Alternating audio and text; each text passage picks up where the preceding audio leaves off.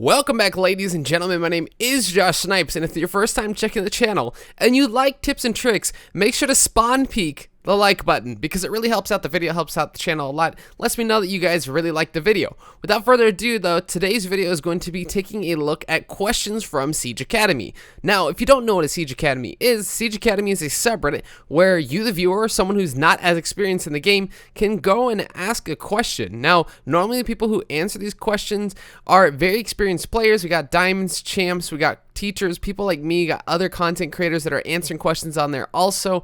Chaos obviously being one of the biggest ones on the sub, and that's one of my favorite parts of it, is you can have a general discussion about a topic or a question and just kind of get your minds thinking. So that's kind of the idea of this. If that's something you're into, make sure to leave your questions down below. I'll try to answer them in the next video if I see them, but without further ado, let's hop right into Siege Academy number 7.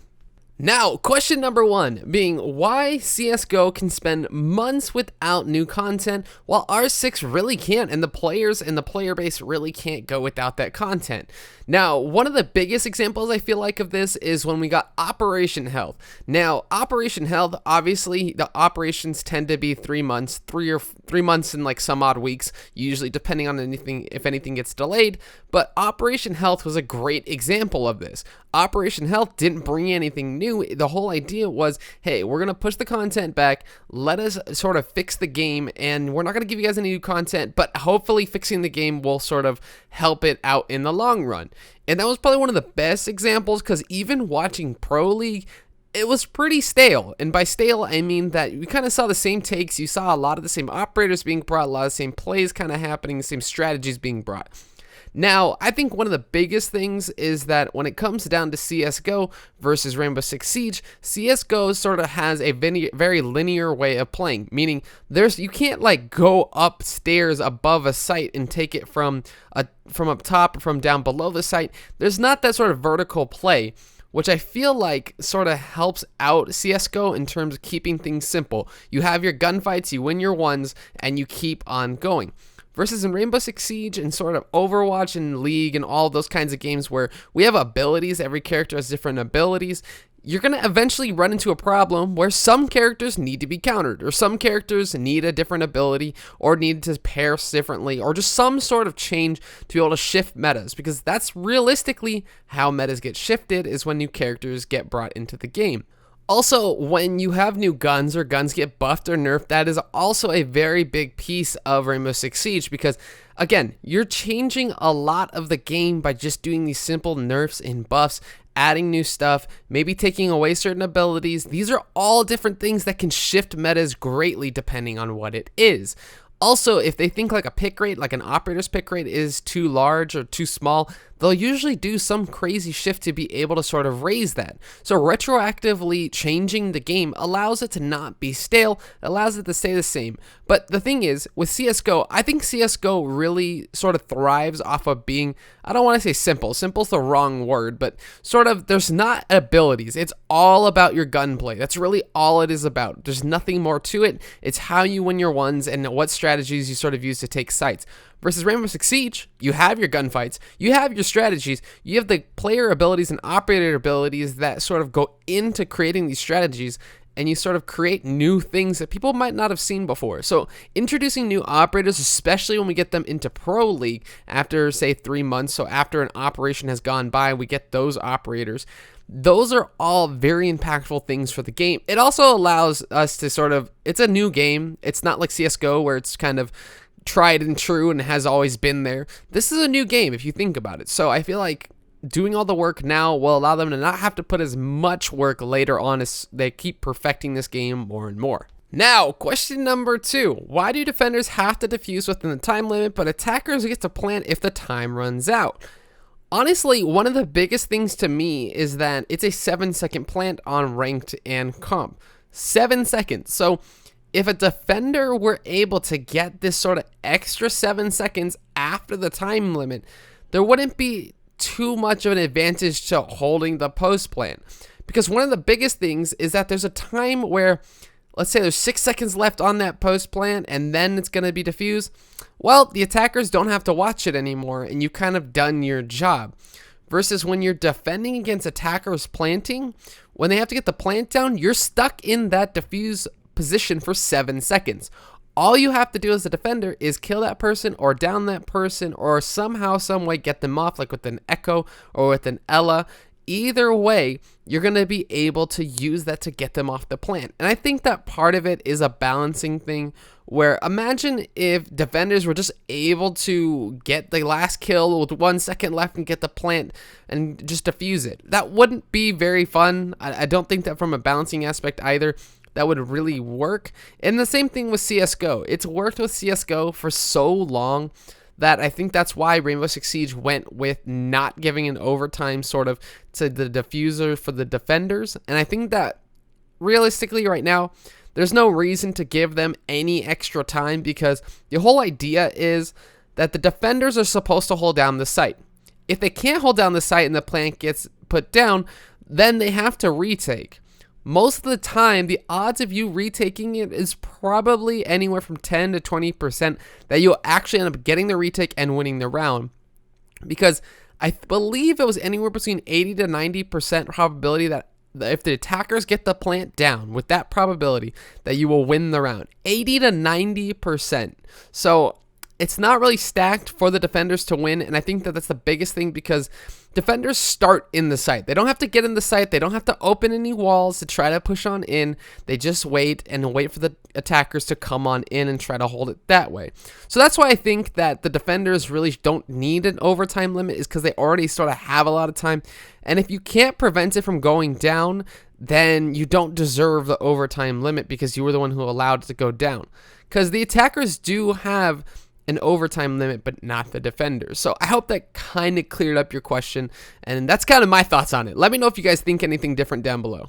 Now, question number 3, not really a question, but it's basically, let's make a list of 5 goals that we want Siege to achieve here in 2020, and I'm talking about the game, not necessarily me, like my personal goals for me in the game, but the first one that I really want them to work on, I cannot express this enough, is for better audio.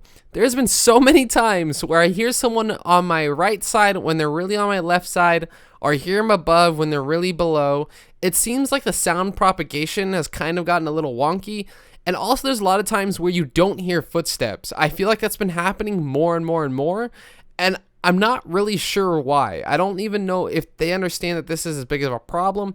A lot of people do complain about it, but I'm not too sure where on the priority list this currently lies. So that's my number one thing. I think having working audio is probably the best thing for this game, especially in a game where split-second decisions are made based on that. I feel like you really need to have good audio. Now, the number 2 goal that I really want for 2020 is to have a new spectator mode. If you guys didn't already know, I do stream on Twitch. I do stream a lot of games where I cast and stream, like I kind of observe and stream at the same time. So you can hear me cast, but the thing is, with the spectator mode that we currently have, you can't really capture all of the battles at once. And you see that more so in Pro League and Challenge League. You can't see everything that you need to see, and you only get to see whatever's in the player's first-person POV. You don't get to see any replays or anything like that, which kind of sucks because a lot of times you do end up missing a lot of the action that is off-screen. Now, number 3, this is kind of like a moving peg for a goal because I feel like this is always a goal every single year for any game that has any competitive integrity like Rainbow Six Siege, and that's fixing the cheating and hacking. I don't know what the issue is, but it seems like there's a lot more hacking, a lot more cheaters even being banned this season than there has been in the last couple of seasons. Now, I don't know if that's because Christmas just came around and people got games for really cheap, or if more people had more time to cheat, or maybe there was just a random onset of players that came into the game and some of them began cheating. I don't really know. I'm not really sure. They haven't really given any facts about the cheating and hacking, so obviously there's nothing concrete to go off of. But really, honestly, ongoing goal that I feel like they always try to hit is fixing the cheating and hacking. They've been doing a pretty good job from what I can see, where I see all the bans. The ban wave, honestly, keeps coming, but I'm not too sure if they know exactly how to fix it, because it seems like a lot of cheaters have been able to unban themselves somehow. I don't know. It seems like really, really complicated, and I haven't seen anything really get said about it. So I'm hoping that with Siege Invitationals coming up here in February, they'll probably get a lot more information on that. Now, number 4. This one has kind of been talked about, and it doesn't really affect me because I don't stream that often, but I feel like it would definitely affect people who stream constantly on Twitch, and that's streamer mode. A lot of people really, really want streamer mode. Now, I say this with a caveat because, honestly, if they just make it so that you don't know who you're playing against, sure, that's pretty cool, but to that same end, how do you report or how do you warn others that so-and-so is cheating? So if there's a way, maybe at the end or something, they show you who you're playing against, or just something of that nature where you actually have a username to go off of, I'm totally down for it. A lot of people have been suggesting in-game during the match, you only see the operator's names. So you'll see like Ash, Zofia, Finka, Thermite. You won't actually get to see who you're playing against. I think at the very end, if they just reveal that username right at the end, I think that'll be really, really good. And as long as they have the report feature also during that streamer mode. I'm not too sure, though, how that streamer mode will really work, but I think that's a good start for it because stream sniping seems to be an issue in this game, especially, and I feel like it's an issue in all games, but adding streamer-friendly modes and different things that you can sort of help people stream the game a lot more easy and keep that content going, that helps out content creation. It helps out a lot in terms of content creation, streaming, and all that good stuff. Now, following that up, my goal number 5 is seeing growth with content creation in esports. And overall, I just mean I want this game to reach a point where we have content creators that are known for this specific thing and they're recognized by the community as such. And I also want esports to become even bigger. Honestly, it's growing so much right now that I'm just surprised that we haven't like blown up past some other games yet. And I think that's part of it is because Siege is a really hard game to get into, but I also feel like if we can get the right content out and if we can get the right esports information out, we can do a lot easier time. We can have a lot easier time explaining to new players or to new viewers how this game works, how it kind of will go around in circles and all that stuff that happens. Because the problem is this is a very complicated game. If you've played this game for a long time, you understand it, so it's not that hard for you. But for someone just starting out, there's tons of new players coming in, especially after Christmas. So these new players need to be introduced to the game and need a good way to start off. So if you do see any new players, help them out, be nice, all that good stuff. But seriously. Anyways, guys, thank you guys so much for watching. This isn't the longest Siege Academy I could have done, but I didn't want to like blow up all these questions and try to get them all just to get like 15 minutes or anything like that, because I don't think that that's really necessary. But anyways, guys, seriously, thank you so much. If you love the channel, make sure to send me your love, send me your support, and I'll see you guys in the next one. This is going to be Joshsnipes signing off. Still in office. Hey, close. One friendly. One air side too. Down the other one. He's in armory. Last one's armory. Yeah. Hold on. Last one's armory. Ping. He's planting in the corner. Planting in the corner right now. Planting. It's not. It's You have entered an enemy-controlled area. Now, Good job. friendly is victorious. Hostiles eliminated.